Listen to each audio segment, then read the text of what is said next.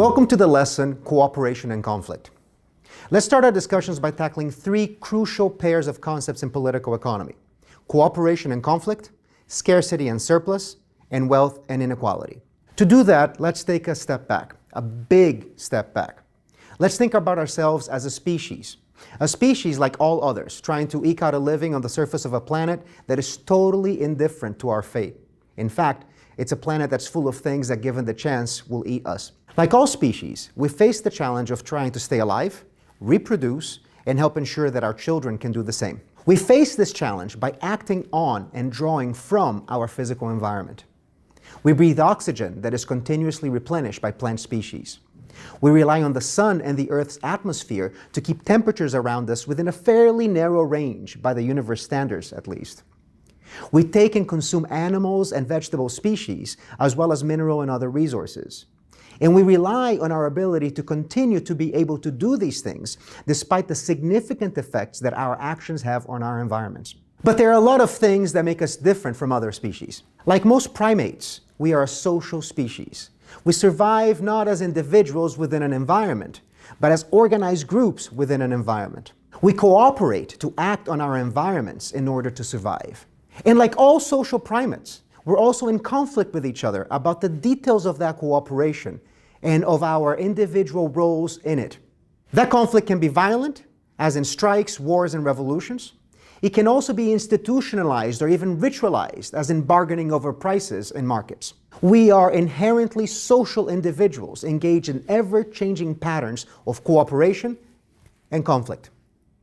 The tricky details of how members of social groups cooperate to survive, the outcomes of that cooperation, and the conflicts that are involved, those are all central concerns of political economy. Now, our species is unique in a really important way.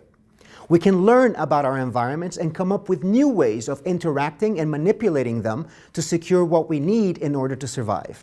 Perhaps the most significant development on this front so far in our history was the domestication of animal and plant species. In geographical locations where we found plants and animals suitable for domestication, people were able to move from simply hunting and gathering to systems where they controlled the life cycle of those species and exploited them for food, clothing, and other resources. This fundamentally transformed us as a species. It allowed those societies to decrease the amount of labor time required to produce the things that they needed. Those societies became more productive. It also gave them advantages over peoples in other parts of the world. Those advantages were so profound that today, many thousands of years later, they still shape patterns of wealth and inequality across the globe. If you want to read about this, take a look at Jared Diamond's book, Guns, Germs, and Steel, for a wonderful discussion. Domestication of animal and plant species changed everything. It represented our first victory against material scarcity. The fact that at any given point in time, there are insufficient quantities of the things different people may want and need. Scarcity creates conflict because not everybody will get what they want. Agriculture and animal domestication were the first real steps towards increasing labor productivity, creating the possibility of reducing scarcity and the social conflicts that it creates. But agriculture and animal domestication also created something else: the possibility of a surplus. A surplus develops when people engaged in producing the things that we need can actually produce more than what they themselves need to survive. For most of our existence as a species, there weren't many opportunities to develop surpluses and accumulate any kind of wealth. Life was short, hard, and brutish. Other than body fat, there were not many ways to accumulate anything extra to take into the future. Agriculture and animal domestication made surpluses systematic, something to be expected, and that created several new possibilities. Social groups started to use material surpluses to do a number of things, including supporting investments that make them even more productive, like irrigation systems, supporting things that enhance the common good, like artists, philosophers, and scientists, supporting people and institutions that defend and enforce a given social order, like armies, centralized states, clerics, and ideologues, or enabling some to live without working by living off of the surplus produced by those who actually work. All of these possibilities of what to do with the surplus created new kinds of social conflict. Who gets to decide how surpluses will be used? Whose interests are going to be promoted by those uses? Who gets to work to ensure that others have less work to do or no work at all? Should we mobilize an army and capture and enslave a neighboring people so that we can all stop working? The very thing that made us wealthier and created the potential for more comfortable and fulfilling lives, material surpluses, also created new forms of social differentiation, subordination, conflict, and human suffering. The development of wealth came hand in hand with the development of social inequality. It created conflicts. Conflicts by class, or groups of people defined by their role in production and the distribution of goods, and their role in the decisions of what is produced and how.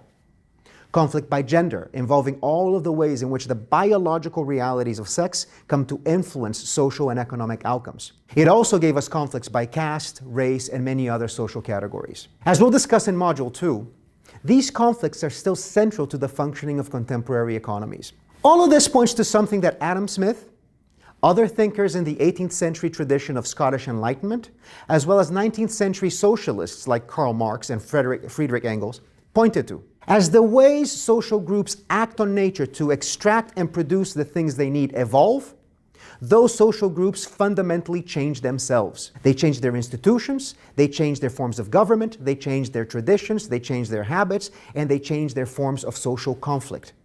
Individuals also change as part of those processes, in their worldviews, in their concerns, in their identities, in their expectations, and also, very important, in their material needs. It's in our nature as a species to change, socially, in complex ways that reflect how we go about understanding nature and manipulating it for our purposes. Political economy is concerned with those changes and understands all social systems in terms of their historical and social origins, development, and end. This brings us back to an important point on scarcity. Economics tends to present scarcity in terms of given needs and given quantities of physical things. And at any given point in time, that's how scarcity will appear. But looking at it just like that misses a key point. Like everything else in human groups, scarcity is also a social thing. Because our needs are not absolute, they are social. Why do millions of people need internal combustion engines and automobiles whose emissions are helping destabilize the planet's climatic systems?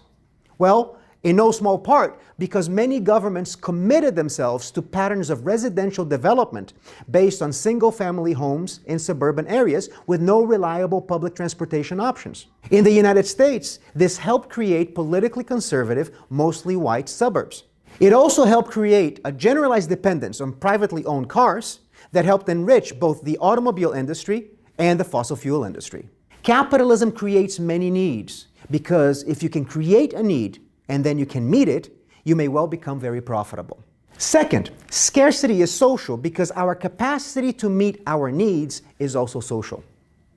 There certainly are a number of physical things that are immediately scarce. But human labor and ingenuity can not only produce more physical things, but they can also change the ways in which we go about producing things. We didn't evolve out of the Stone Age because we ran out of stones. People came up with a better way of doing things. Human labor transforms nature and transforms the ways in which we transform nature to meet our needs. And it transforms our needs as well. Human labor is, in fact, the ultimate scarce resource. Political economy is concerned with how social groups organize labor to produce and distribute the things their members need. Specifically, it is currently concerned with how the socio-economic system known as capitalism does these things. And that is the central subject of our discussions in this course. In this lesson, we examined three crucial pairs of concepts in political economy and how humans are uniquely capable of changing how we interact with nature and with ourselves. The next lesson will discuss the history of capitalism.